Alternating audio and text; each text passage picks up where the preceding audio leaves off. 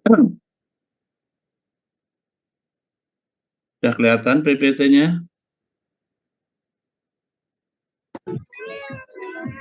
Sudah, Prof. Halo. Sudah, Prof. Sudah terlihat nih.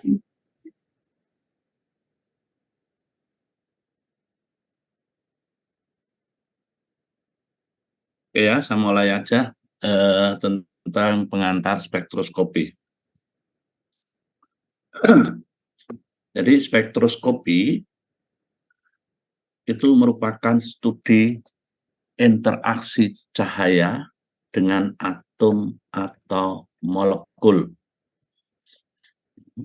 Jadi nanti ada sumber radiasi elektromagnetik ya sebagai bentuknya nanti lampu atau sinar atau cahaya ya yang akan dilewatkan suatu larutan ya, larutan atom atau molekul, maka cahaya yang dilewatkan itu nanti akan diabsorpsi. Nah, akan diabsorpsi nanti parameter terukurnya adalah nilai A atau absorpsi atau serapan yang itu berbanding lurus dengan konsentrasi. Sehingga dengan demikian nantinya atom atau molekul itu nanti harus dalam bentuk larutan. Ya, harus terlarutkan sempurna atau true solution. Yang menerbelakangi tentang spektroskopi, yaitu teori Pauling dan Slater. Di mana pada teori Pauling dan Slater itu akan menjelaskan ikatan yang tergantung dari derajat tumpang tindih dari orbital. Ya, jadi nanti orbital itu ada ikatannya. Makin besar derajat overlapping atau tumpang tindih, maka akan semakin kuat ikatannya. Sedangkan arah ikatan itu sesuai dengan kedudukan atau keberadaan dari elektron. Nah, sekarang overlapping atau tumpang tindih antara orbital-orbital ini nanti akan menghasilkan ikatan V dan ikatan sigma. Di mana ikatan sigma itu nanti terbentuk dari overlapping atau tumpang tindih orbital SS, PP, dan SP, itu sigma. Tetapi kalau ikatan V, ya, ikatan V itu karena adanya overlapping atau tumpang tindih elektron P yang berdekatan dan sejajar. Ya, di mana nanti ikatan sigma itu kekuatannya akan lebih besar dibandingkan ikatan V. Artinya nanti ikatan sigma itu lebih kuat, tidak mudah terhidrolisis atau lepas ikatannya. Kalau ikatan V itu lemah. Nah, kemudian dalam Pauling Slater itu juga akan dibahas tentang teori orbital molekul. Di mana teori orbital molekul menyatakan bahwa kebolehjadian mendapatkan elektron dalam satu molekul disebut orbital molekul. Orbital molekul sebenarnya merupakan kombinasi linier antara orbital atom. Ya. Orbital molekul yang pertama mempunyai energi yang terendah disebut orbital molekul ikatan atau orbital bonding. yang berasal dari penjumlahan fungsi-fungsi gelombang dari atom. Sedangkan yang anti-bonding, orbital molekul anti-ikatan atau anti-bonding, berasal dari pengurangan fungsi-fungsi gelombang atom yang mempunyai energi lebih tinggi dari orbital molekul ikatan. Ya. Jadi orbital ada yang bonding, ada yang anti bonding. Kemudian pengisian dalam orbital molekul yaitu orbital dengan tingkat energi rendah yang itu diisi terlebih dahulu. Ya. Nanti ada aturan Hahn dan Pauli. Ya. Orbital molekul yang terbentuk oleh orbital S dan P menghasilkan orbital sigma dan V. Ya. Jadi S dan P itu ada dua kemungkinan, ya, orbital sigma dan V. Orbital sigma adalah orbital molekul yang simetris terhadap sumbu ikatan. Artinya di sepanjang garis khayal, ya, garis antar inti atom-atom yang berikatan dengan kerapatan elektron. Tetapi untuk orbital V, ini berada di sepanjang garis khayal antara inti, ya, kemudian ada nodal, ya, itu orbital V. Masing-masing orbital ini dapat berupa orbital ikatan, ya. Orbital ikatan itu yang tanpa simbol bintang atau anti ikatan, sigma star atau V star. Ya. Kemudian orbital molekul untuk molekul diatomik inti sama dengan terbentuknya dari orbital-orbital atom. Contohnya, ya, sigma 1s atau sigma star 1s ini terbentuk dari orbital atom 1s. Kalau yang 2s atau sigma 2s ya terbentuk dari 2s. Ya. Kalau sigma 2px dan sigma star 2px ya dari 2px. Ya, dan seterusnya. Yang perlu diketahui bahwa kekuatan tingkat energi dari orbital-orbital molekul dari yang terendah sampai yang tertinggi. Yang terendah jelas yang sigma 1s. Setelah 1s, sigma star 1s.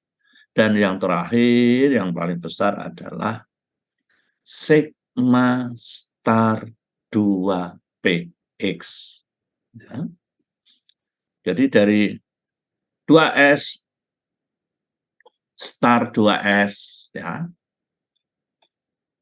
Kemudian V, kalau V sama V yang tidak pakai simbol star lebih rendah daripada yang menggunakan simbol star. Karena sebetulnya yang anti bonding itu nanti dalam keadaan dia dikenakan radiasi elektromagnetik, dia akan diberikan suatu energi, maka dia akan tereksitasi ke tingkat energi yang lebih tinggi. Kemudian teori hibridisasi. Hibridisasi adalah proses pencampuran orbital-orbital menjadi suatu atom. Jadinya gabungan, ya, artinya pencampuran gabungan. Ya. Di mana di dalam hibridisasi hanya orbital yang mempunyai energi yang mendekati atau yang sama yang bisa membentuk hibrid. Orbital hibrida terbentuk sama banyaknya dengan orbital yang bergabung. Ya. Dalam hibridisasi yang bercampur adalah jumlah orbital, bukan jumlah elektron. Orbital S tidak terarah dalam ruang X, Y, Z. Sehingga orbital ini tidak mempunyai arah dalam proses hibridisasi. Ya. Orbital PX, PY, PZ ini menentukan arah dari hibridisasi. Yang S itu tidak terarah.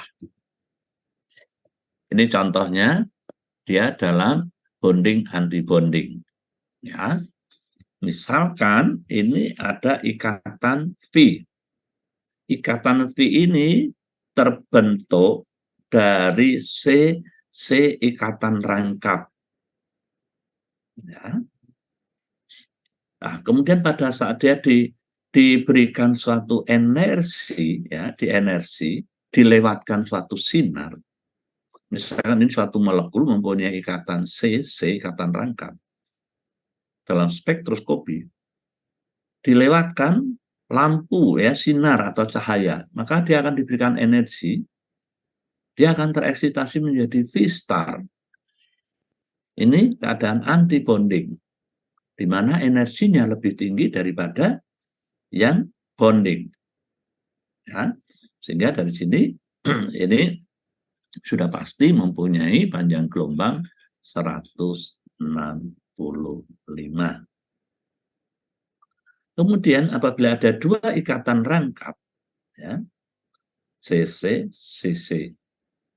ya, pada saat dia diberikan energi, nanti dia juga akan tereksitasi, ya, T1, ya, dia akan nanti tereksitasi ke energi yang lebih tinggi, ya, ke V1 start dan seterusnya. Pada proses hibridisasi, ya, elektron itu mengalami promosi ke orbital dengan tingkat energi yang lebih tinggi, ya, karena dia diberikan satu energi. Orbital-orbital itu bergabung atau mengalami hibridisasi, membentuk orbital hibrida yang ekivalen, yang sama. Orbital hibrida yang terbentuk akan mempengaruhi bentuk dari molekul. Nah, ini nanti sinar atau cahaya atau sumber radiasi elektromagnetik yang digunakan pada spektroskopi. Misalkan pada panjang gelombang 0,4 mikrometer atau 400 nanometer, ya, sampai ke 800 atau 0,8 mikrometer atau 800 nanometer. Ini disebut daerah tampak atau visible. Yang tidak tampak di daerah UV, misalkan di sini 0,2 mikrometer atau 200 nanometer sampai ke 0,4 mikrometer atau 400 nanometer. Nanti yang digunakan untuk spektroskopi UV. Ya, UV tampak ini ada IR. Ya, IR itu nanti antara 800 sampai 1000 mikrometer. Ya. Nanti yang untuk spektroskopi, belum nanti untuk yang NMR, MS dan lain sebagainya. Ya. Nah, sekarang instrumentasi dari spektroskopi. Yang pertama adalah cahaya. Cahaya atau sumber radiasi elektromagnetik. Itu adalah lampu. Lampu yang mempunyai umur. Contohnya, ini lampu untuk yang bekerja di daerah visible, ya, tungsten, ya 350 sampai 800, yang tadi di sini adalah 400 sampai 800 menggunakan lampu tungsten. Tetapi untuk di UV menggunakan lampu deuterium 160 sampai 360. Di sini dijelaskan 200 nanometer atau 0,2 mikrometer sampai 0,4 mikrometer atau 400 nanometer. Jadi itu nanti lampu yang digunakan sebagai sumber radiasi elektromagnetik untuk daerah UV, lampu deuterium, visible tungsten. Nah, ini yang bisa mengcover daerah UV dan visible lampu xenon 200 sampai 900. Tetapi pada umumnya alat-alat spektroskopi atau spektrofotometri UV dan visible di dalam satu alat itu ada dua lampu. Lampu yang visible yaitu tungsten yang bekerja di 400 sampai 800 nanometer, dan yang UV deuterium yang bekerja di 200 sampai 400. Nanti secara otomatis dengan merubah atau mengatur panjang gelombang itu, secara otomatis lampu itu akan bekerja. Ya. Kemudian energi dari satu molekul. Total energi itu adalah total kesemuanya energi. Yaitu energi translasi, energi vibrasi, energi rotasi, dan energi elektronik. Ya. Contohnya nanti yang UV. UV itu menggunakan energi yang tereksitasi. Ya. Kemudian kalau yang IR itu menggunakan energi yang vibrasi. Ya. Jadi nanti kondisi yang tereksitasi atau translasi atau radiasi, ya, itu nanti total energinya ya total energi dari alat tersebut yang bekerja pada panjang gelombang tersebut. Ya. Tidak ada dua molekul, ya, yang memiliki energi vibrasi, rotasi, elektronik yang sama. Ya. Sehingga itu nanti akan menunjukkan panjang gelombang yang beda. Ya. Nah, ini adalah mekanisme terjadinya absorpsi dan emisi dari radiasi. Jadi suatu atom atau molekul, ya, nanti dalam spektroskopi dalam bentuk larutan diberikan suatu cahaya atau sinar dari sumber radiasi elektromagnetik atau lampu. Dia akan mengabsorpsi, dan mengabsorpsi itu dia akan diberikan suatu energi. Berarti energinya dia akan meningkat, dia akan tereksitasi. Ya. Dalam keadaan energi yang tinggi, dia tereksitasi. Dia posisinya tidak stabil. Seperti kalau saudara ada di atas pohon atau di atas rumah, kan diombang-ambingkan adanya angin atau posisi jabatan yang tinggi, itu pasti akan diganggu oleh lingkungannya. Ya. Dia posisinya tidak stabil. Sehingga dia itu akan artinya akan membentuk atau mengarah ke posisi yang stabil dengan melepaskan energinya dalam bentuk foton-foton, ya, atau semiluminesensi. Dia melepaskan energinya, akan kembali ke tingkat energi yang lebih rendah, tetapi bukan ke tingkat energi dasar. Ya, PPT ini kurang tepat. Ya. Kembali ke dia akan melepaskan energi akan ke posisi energi yang lebih rendah, tetapi bukan kembali ke asal. Ya. Nah, dalam melepaskan energi itu dia akan melepaskan emisi-emisi atau foton-foton. Nah, itu nanti akan berlaku pada spektrofluoro. Spektrofluoro nanti akan diesitasi energi dalam bentuk yang tinggi, posisi yang tinggi, dia tidak stabil, akan melepaskan energinya dalam bentuk foton-foton atau semiluminesensi.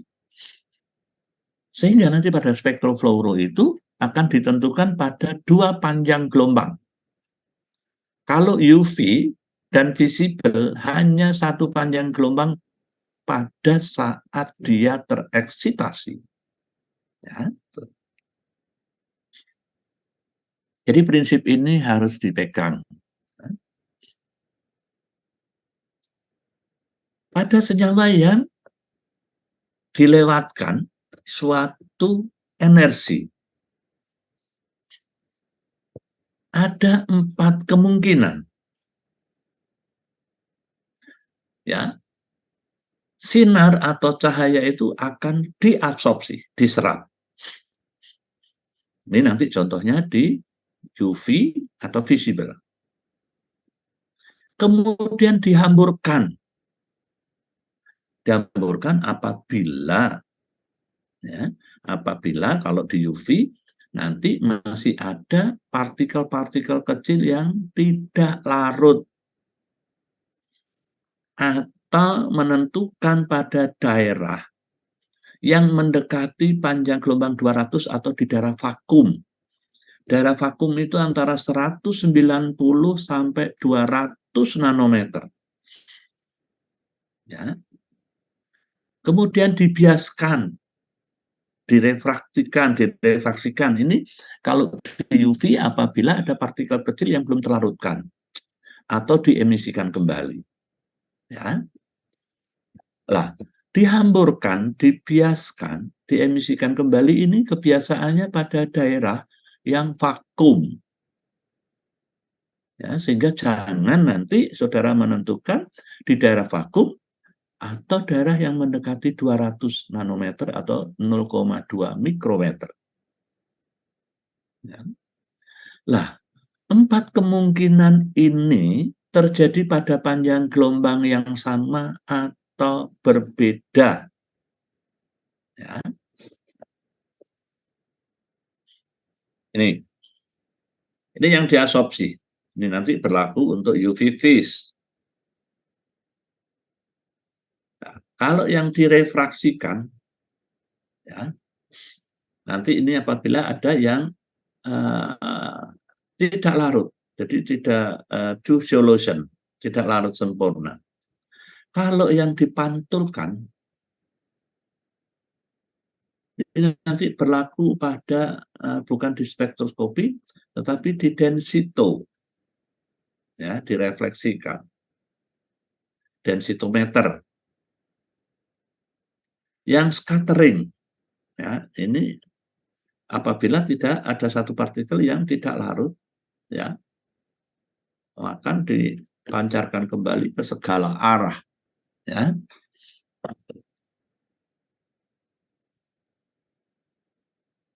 Kemudian yang harus diketahui bahwa di spektroskopi harus, ini mungkin tidak asing lagi ya, gugus kromofor atau aksokrom. Gugus kromofor yaitu gugus kovalen, tidak jenuh ya, tidak jenuh berarti ikatan rangkap, itu merupakan suatu persyaratan. Jadi persyaratan utama untuk spektroskopi itu adanya ikatan rangkap, terutama yang terkonjugasi. Terkonjugasi itu yang selang-selip. Dan auxokrom ini yang akan memperkuat. Itu biasanya auxokrom itu merupakan gugus fungsi. Gugus fungsi yang jenuh, yang terikat pada gugus kromofor tadi, yang ikatan rangkap selang-seling, ya, kovalen tidak jenuh atau yang tidak jenuh. Bahkan gugus auxokrom ini akan memperkuat, artinya akan menambah panjang gelombang. Kemudian yang harus diketahui juga, pergeseran panjang gelombang, yaitu batokromik. Disebut redshift.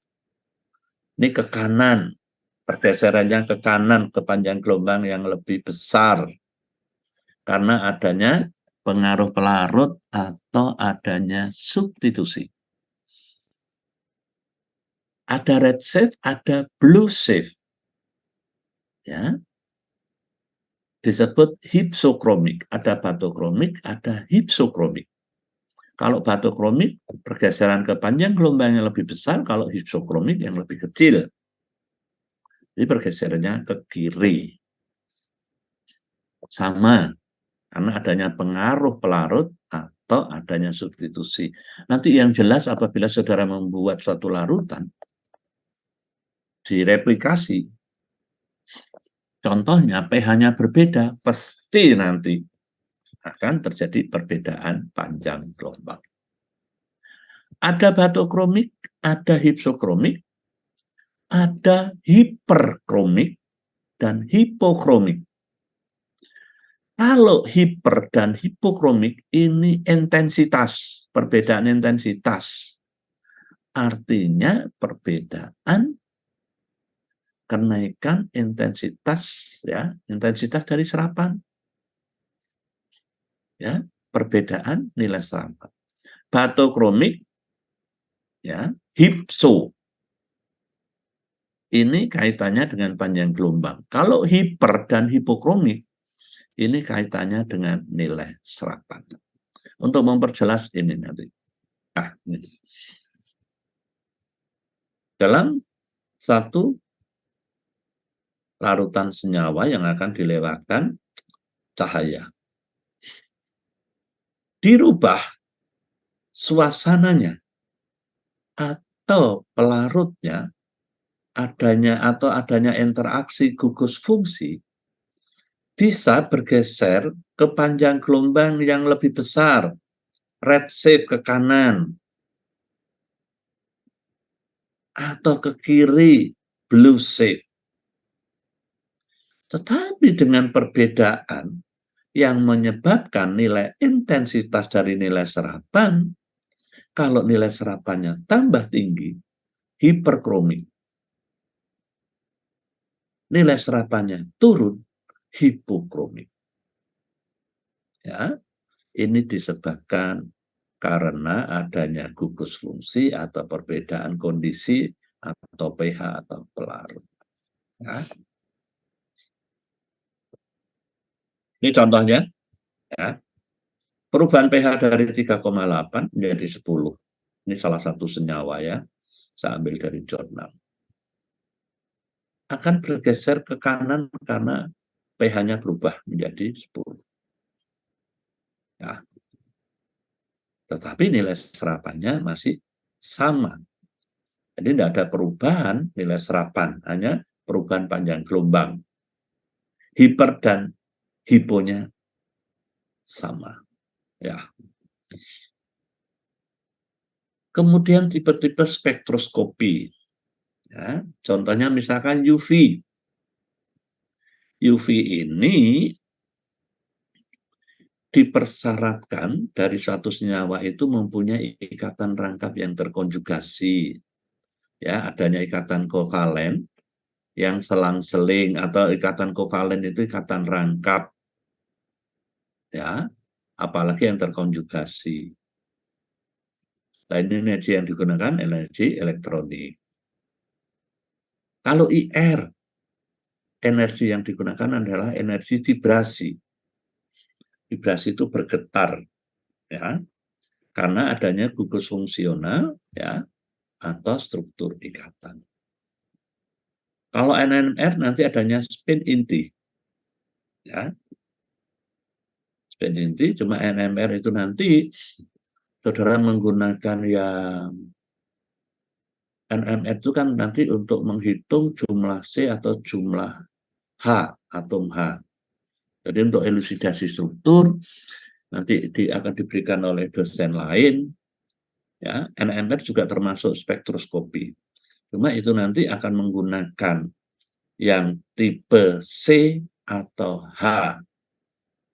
Kalau tipe C untuk menghitung jumlah atom karbon, kalau menggunakan tipe H yang intinya H untuk menghitung jumlah atom H atau hidrogen.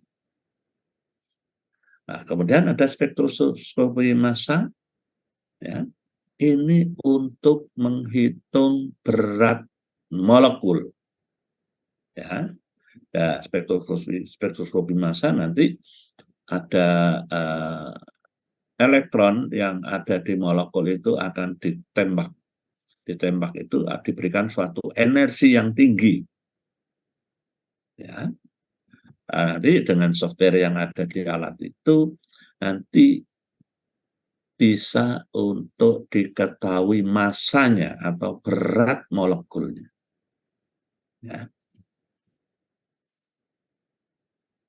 Dan ini contoh misalkan AAS itu Atomic Absorption Spectroscopy, spektrofotometri, Atomic Absorption. Jadi nanti dalam bentuk atom, suatu senyawa nanti misalkan ada senyawa, senyawaan organik, nanti akan dilepas dengan adanya panas atau diberikan flame. Akan terurai menjadi atom-atom gas, atau logam-logam dalam bentuk gas itu baru dilewatkan detektor, nanti akan ditangkap oleh detektor, nanti ada sinyal-sinyal dirubah menjadi dengan direkod menjadi nilai serapan dari logam-logam tersebut. Sehingga AAS yang namanya Atomic Absorption Spectroscopy, ya, atomik, jadi atom, spesifik sekali atom, terutama untuk logam-logam berat, khususnya yang mau tesis logam berat. Kita punya, ya, di multipurpose 3 ada alat AAS. Dan spektrofluorometri yang tadi saya katakan, mekanismenya dari spektrofluorometri, suatu senyawa dalam bentuk larutan, true solution, yang akan diberikan energi, dia akan tereksitasi, ya, tereksitasi ke tingkat energi yang lebih tinggi. Tereksitasi dalam tingkat energi yang lebih tinggi, seperti yang di spektros UV, spektrofotometri UV, atau visible, itu pada saat tereksitasi, energi translasi yang digunakan. Nah, pada spektrofluorometri, ya, pada keadaan energi yang lebih tinggi tidak stabil, dia akan melepaskan energinya dalam bentuk foton-foton akan ke posisi energi yang lebih rendah, tetapi bukan dalam posisi awal. Sehingga nantinya pada tereksitasi dia akan diamati, ada detektornya, pada saat melepaskan energi juga akan dideteksi dengan menggunakan detektor. Sehingga nanti spektrum dari spektrofluorometri akan merupakan bayangan cermin. Seperti telapak tangan saudara kalau ditelengkupkan gini. Ini kan bayangan cermin, ya. Jari, jempol-jempol, jentik-jentik. Ini yang dikatakan bayangan cermin, atau pada saat saudara di muka cermin. Itu nanti spektrum dari spektrofluorometri. Kita dulu Fakultas Farmasi mempunyai spektrofluorometri. Saya dari baru, tidak ada yang menggunakan, saya yang menggunakan pertama, terus kemudian diteruskan Bu Rista, akhirnya terus discontinue, rusak alatnya, tidak ada spare part-nya. Sekarang kita sedang mengajukan lagi untuk karena spektrumnya merupakan spektrum bayangan cermin. Kalau spektrumnya tidak bisa dilihat dari bayangan cermin, tidak bisa menggunakan alat spektrofluorometri. Dan sensitif sekali, saya menggunakan itu bisa sampai ke kadar yang sampai ke piko. HPLC hanya sampai nano. Spektro saya yang lalu bisa sampai ke piko. Sehingga sangat sensitif. Ya. Ini yang bawahnya merupakan spektrum bayangan cermin, spektrofluoro. Tadi kayaknya sudah ya. Spektroskopi yang dalam bentuk molekul, ya, ini yang berpengaruh energi elektromagnetik berinteraksi dengan molekul. Contohnya NMR, IR, UVB, spektrofluoro. Ya. Yang atom AAS. Ya. Kemudian ini yang mendasari lagi radiasi elektromagnetik. Ya. Ini menghitung energi. Ya. Memang teori dasar ini ada hubungannya dengan fisika ya, dengan gelombang itu kan fisika. Di S2 tidak diberikan fisika ya, ini ya. Yang lalu saya masih dapat fisika. Memang teori gelombang membayangkan ini sulit sekali. Dulu saya masih dapat fisika untuk S3 ya. S2 memang nggak ada. Nah ini untuk menghitung gelombang yang ada di spektroskopi. Ya. Nanti menghitung energi foton E sama dengan HT. T ini adalah ya berasal ini dari T Q C. Jadi ini perpanjang gelombang. Tinggal disubstitusikan.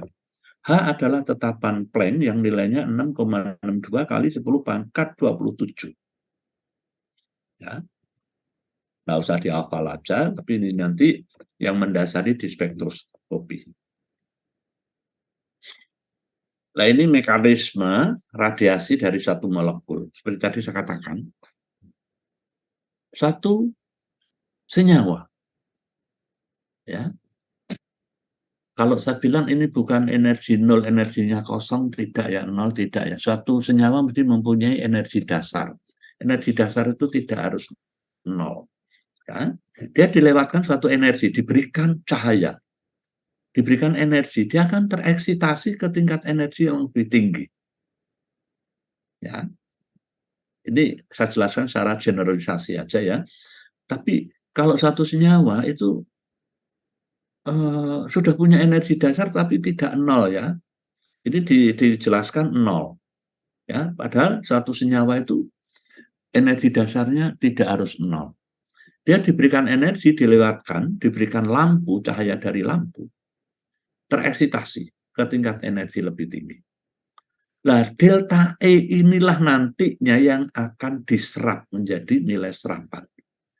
Delta E, delta energi yang sama atau mendekati itu yang akan diserap.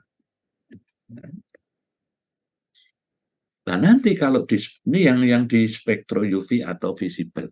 Tetapi yang di spektrofluoro di tingkat energi yang lebih tinggi, dia tidak stabil. Dia akan melepaskan energinya ya, dalam bentuk foton.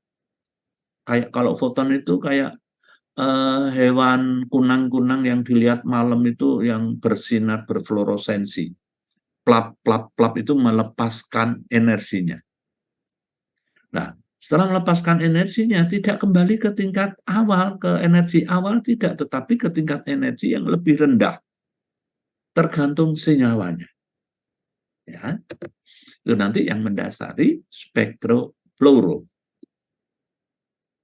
Jika molekul sederhana dikenakan rem itu lampu atau cahaya, akan diserap energinya yang sesuai dengan delta E-nya ini.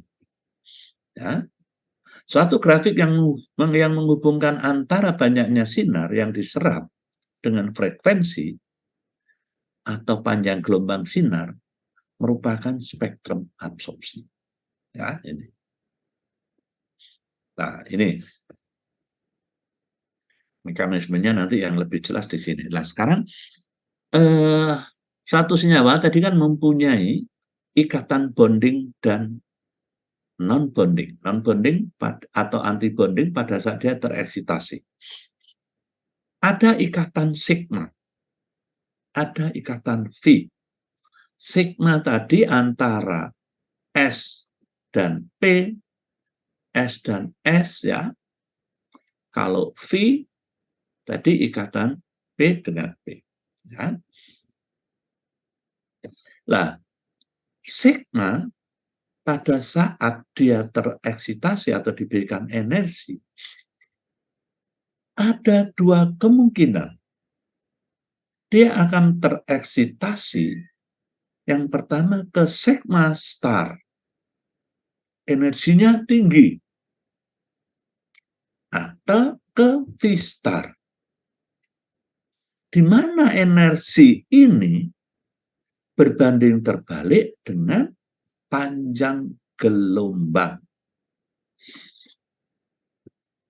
Kalau dilihat dari energi foton inilah, ya, energi berbanding terbalik dengan panjang gelombang. Ya, artinya kalau energinya tinggi, panjang gelombangnya rendah.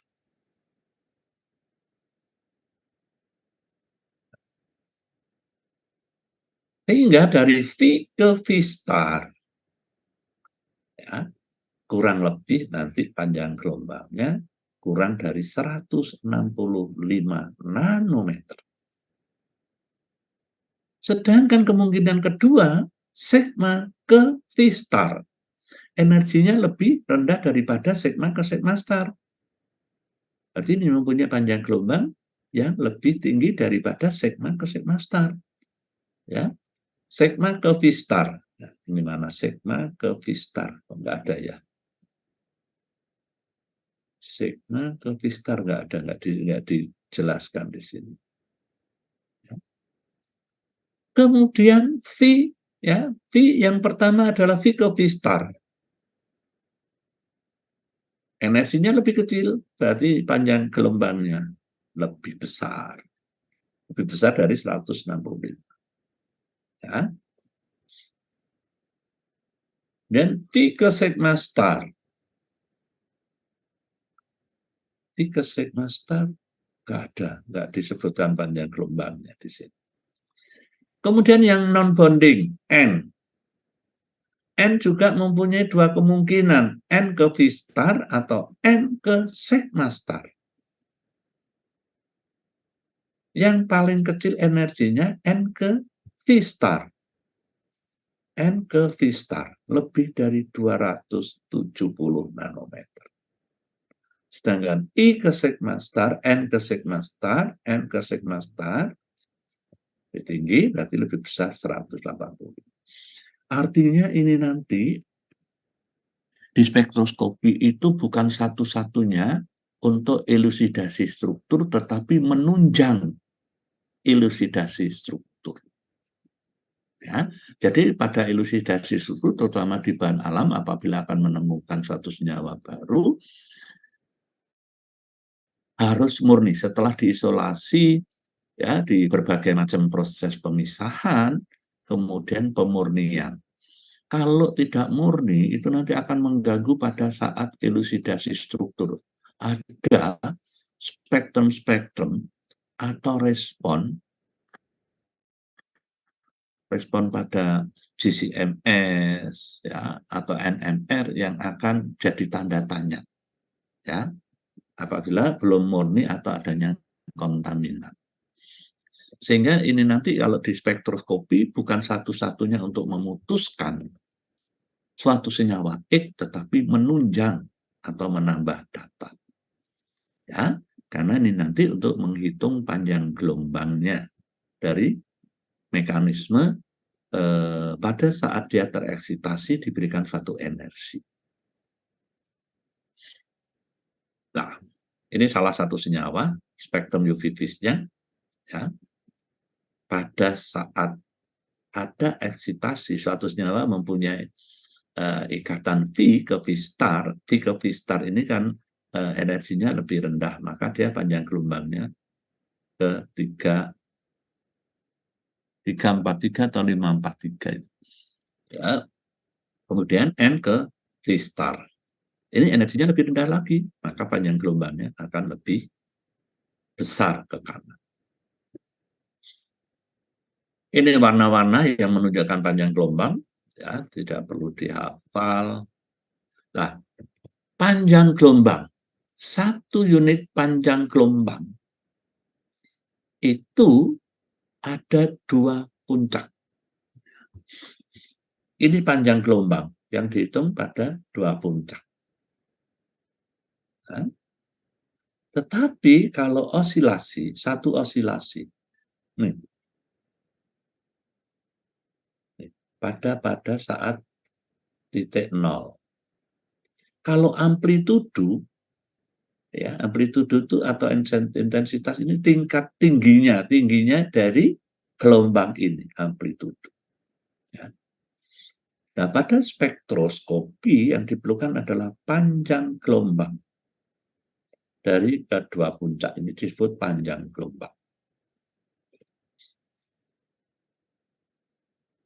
Nah, jadi panjang gelombang jarak dari puncak ke puncak antar gelombang. Frekuensi, ya, frekuensi jumlah isolasi lengkap. Nah, ini isolasi lengkap ini dari 0 ke 0 ini. Satuannya frekuensi adalah hertz. 1 osilasi per detik. Hertz.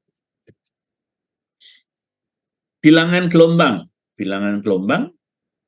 seperpanjang gelombang. Nanti bilangan gelombang ini nanti dipakai pada saat ini IR. IR ya, IR nanti bilangan gelombangnya berapa? Dari bilangan gelombang itu nilai serapannya berapa? Kan? Jadi ya, bilangan gelombang itu seperpanjang gelombang. Daerah-daerah yang bermanfaat untuk UV. Ya. UV adalah di atas 200. Makanya kalau UV vis ya, kalau UV atau kalau vis nggak mungkin dekat 200 ya, yang UV. Usahakan nanti di atas 200, tapi jangan mendekati 200. Mendekati 200 tadi kan daerah yang vakum. Ya, kesalahannya tinggi. Ya. Kemudian untuk ikatan rangkap yang menyendiri, V ke V star atau sigma ke sigma star. Sigma ke sigma star ini ikatan karbon-karbon. Atau C ikatannya 1, C ke C, ikatannya kan 1.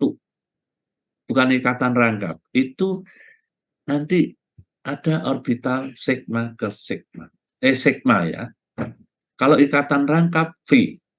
Contohnya tadi yang C ikatan rangkap C, ya, C ada ikatan 2C, itu V. Tapi kalau CH3, C ke H, ini ada 3, itu kan ikatan tunggal, itu sigma. Ya. Kemudian pada daerah 200 sampai 400, ada transisi untuk ikatan rangkap yang terkonjugasi. Ikatan rangkap terkonjugasi, ikatan rangkap V kan ke V star. Ya. Dan transisi dari N ke V star dan N star. Artinya demikian, kalau ada ikatan rangkap C, CC, atau diena, atau alkena, dia mempunyai 2 ikatan, ya, ikatan sigma dan ikatan rangkap itu V. Ya. Tapi kalau ikatan rangkap terkonjugasi, ya, C ikatan rangkap terkonjugasi V. Ya. Itu nanti untuk kalau ikatan, maksud saya menjelaskan ini nanti pada saat apakah benar si senyawa itu mempunyai panjang gelombang tersebut. Dihitung secara teoritis. Ini contohnya. Ikatan rangkap ini gugus karbonil. Ya. C dengan H, ikatannya satu. Ini sigma. Tapi C dengan O, ya, ini V karena ikatan rangkap. Sigma karena ini ada ikatan tunggal. Jadi kalau ada ikatan rangkap itu ada dua kemungkinan, ada sigma dan V. Kalau yang N ini ada elektron yang berpasangan, non bonding. Ya. Contohnya C, kemudian C ini ada ikatan rangkap. Yang C ikatan 1C ini sigma. Kalau C ikatan rangkap, ada dua kemungkinan sigma dan V. N itu kalau ada elektron, pasangan elektron yang non-bonding. Ya, anti-bonding. Sehingga nanti bisa menjelaskan pada saat dia tereksitasi dengan adanya ikatan-ikatan, dia masuk ikatan sigma atau V. Kalau ada pasangan elektron, berarti dia N. Ya. Contohnya nanti misalkan aseton, coba gimana ya. Lah, ikatan-ikatan yang ada kaitannya dengan suatu senyawa nanti sudah ada library-nya dan panjang gelombangnya tertentu.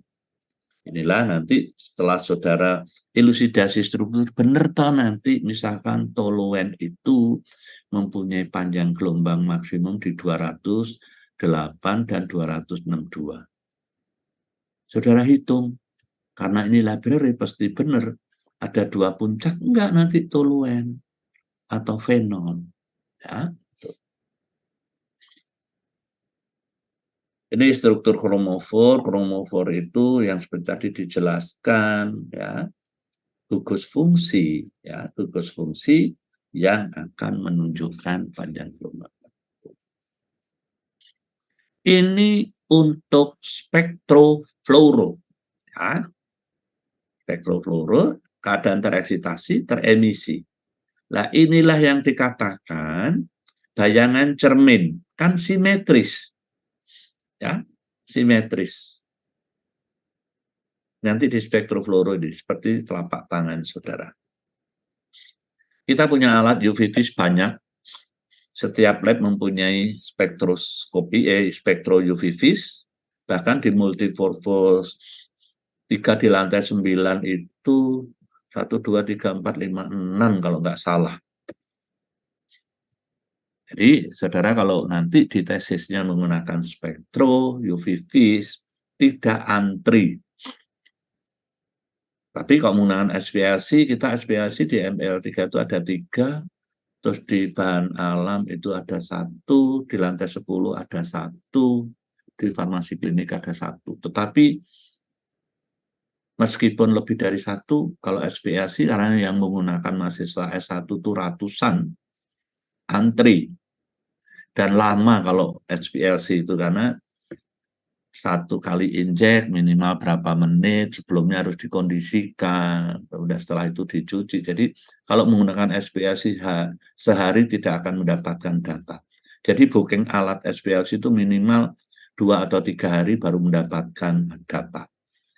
Kalau sampai seminggu tidak boleh karena harus gantian sama temannya.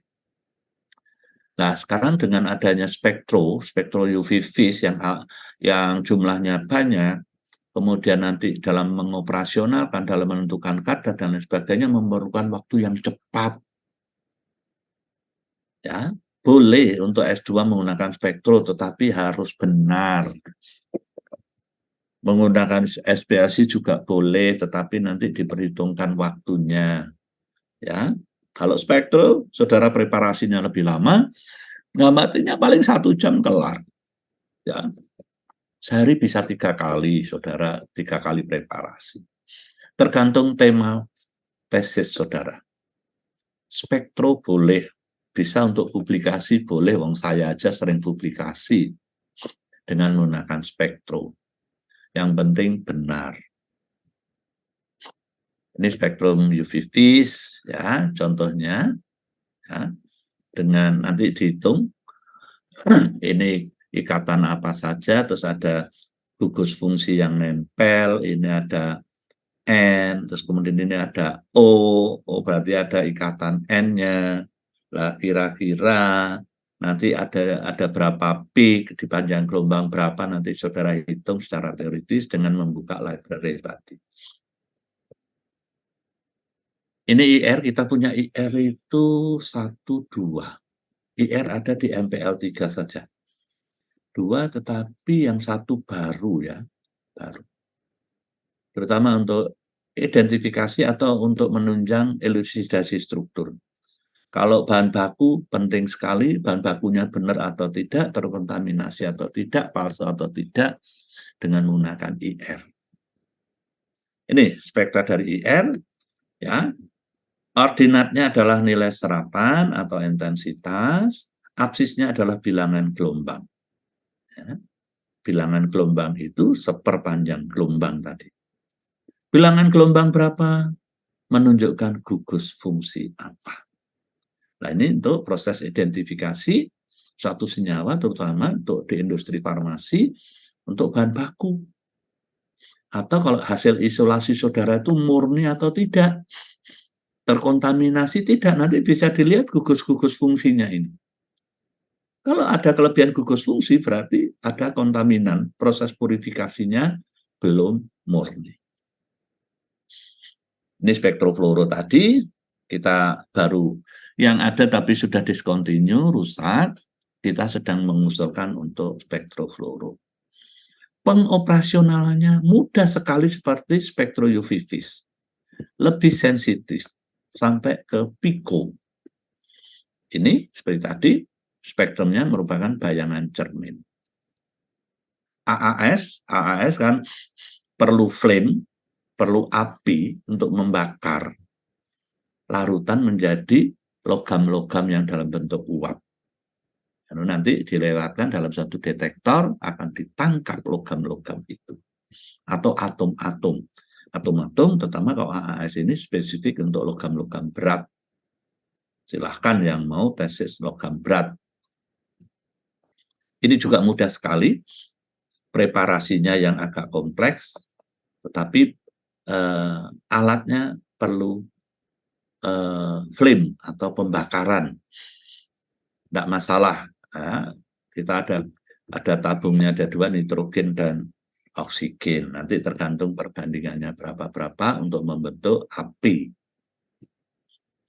Ini spektranya AAS, bilangan gelombang dan intensitas. Ya. Nanti spesifik banget untuk atom apa, untuk logam berat apa. Bahkan nanti kalau logam beratnya PB, harus menggunakan lampu PB. Sangat spesifik. Hanya PB aja yang akan terdeteksi. Ya. Merkuri, ya lampu merkuri. Jadi nanti tinggal gonta-ganti lampunya. Kita punya lampu apa? Atau saudara mau mendeteksi merkuri untuk di kosmetik, untuk pemutih. Sebelum menjatuhkan pilihan itu, coba dicek di lab, punya lampu merkuri tidak? Ya, kalau tidak ada ya berarti harus keluar di BPOM atau di mana yang mempunyai AAS, yang mempunyai lampu merkuri. Ya, sangat spesifik untuk atom-atom. Itu tentang pengantar. Kalau yang NMR dengan MS nanti langsung di Pak Hadi dan Pak Marcel. Ini sekali tatap muka di awal tentang pengantar spektroskopi. Untuk tatap muka yang pertama, sebelum saya akhiri, ada pertanyaan.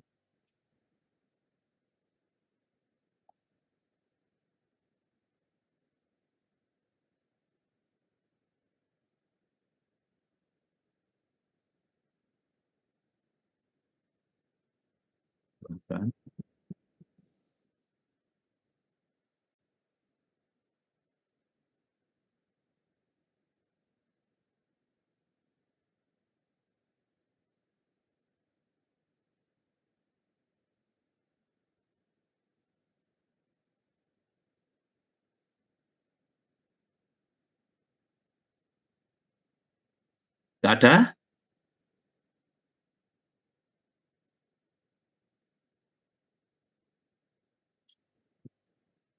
Halo? Adakah pertanyaan? Belum ada, Prof. Belum ada? Kita tatap muka yang pertama dari terjadwal 8.30 sampai 10.10, Prof. 10.10. Silakan, masih ada waktu 9 menit yang mau bertanya. Tesis menggunakan spektro boleh, tapi benar. Ya, kan kalau saya harapkan bukan metode ya. Kalau S2 itu permasalahan ya. Instrumentasi atau metode itu sebagai tool saja. Sehingga bebas memilih alat, tetapi yang penting permasalahan itu yang up to date. Artinya tidak harus alat. Alat sebagai alat bantu aja. Ada pertanyaan? Kalau tidak ada, kita break dulu. Break dulu, terus pertemuan kedua mulai jam berapa? Jam 11.30, Prof. Jam 11.30 pertemuan kedua. Oh, jauh banget. Iya, Prof. Kemarin saya jam 11.30 ya? Iya. Coba saya cek.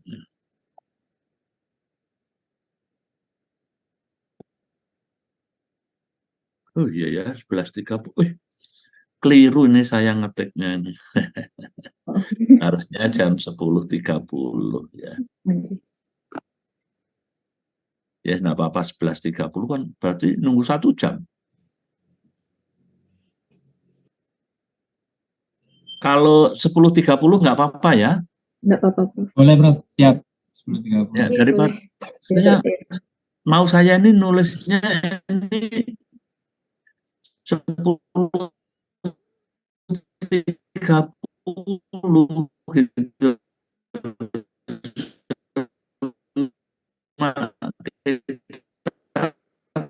Break sekitar 20 menit lah. Katanya temuan yang ketiga itu memang startnya jam 13. Jadi saudara bisa istirahat siang, sholat. Jam 1 kan udah kelar ya, makan siang sama sholat. Jadi yang kedua Jam 10.30 ya, Prof. 10.30 ya. Saudara nanti mengisi daftar hadir jamnya juga disesuaikan dengan kenyataan aja ya. 08.30 sampai 10.10. Terus nanti yang kedua 10.30. Kalau 10.30 sampai jam 11 berapa? 11.30 tambah 40 sampai 12.10 ya. Kalau 11.30 sampai 12.10 kan enggak sampai 2 SKS. Salah ngetik berarti ini saya ini. Kalau dari jam 10.30 2 SKS itu kan 100 menit. 1 jamnya 11.30. Tambah 40, 12.10. Ya benar 12.10, tapi saya nulisnya bukan 11, ini harusnya 10 ini. Ya, 10.30 sampai jam 12.10 ya. Ya, kita mulai jam 10.30 ya. Siap, Prof. Dulu saya hanya tutup kamera aja. Saya takut nanti masuknya susah seperti tadi. Oke. Ya, saya cek dulu. Bertanya untuk absennya berarti 3 kali juga ya, Prof? Ya 3 kali. Data saya 3 kali. Cuman ini saya blok. Daripada saudara setiap minggu, setiap hari Rebo, tapi hebat saya itu tidak ada kuliah spektroskopi lanjut. Saya sedang WA ke Mas Ari. Tadi saya mau masuk lewat hebat, enggak ada. Jadi saya lewat email yang di email dari Prodi. Harusnya setiap dosen itu ada di hebat itu mata kuliah yang diampu. Tadi saya cari di hebat, S2 spektroskopi lanjut saya enggak ada. Ya, harusnya ada. Daripada 3 kali hari Rabu, saya maunya tuh saya manfaatkan sehari supaya saya selesai, tanggung jawab saya selesai, kamu juga tidak nunggu 3 minggu. Ya, saya lebih suka di blok dalam sehari. Semua kuliah saya nanti saya mintanya sehari yang saudara kosong, selesai sehari. Karena tugas saudara kan bukan hanya saya saja. Ya. Oke ya, break dulu ya. Nanti daftar hadirnya juga 3 kali. Ya. Ya, Prof. Oke, saya izin dulu.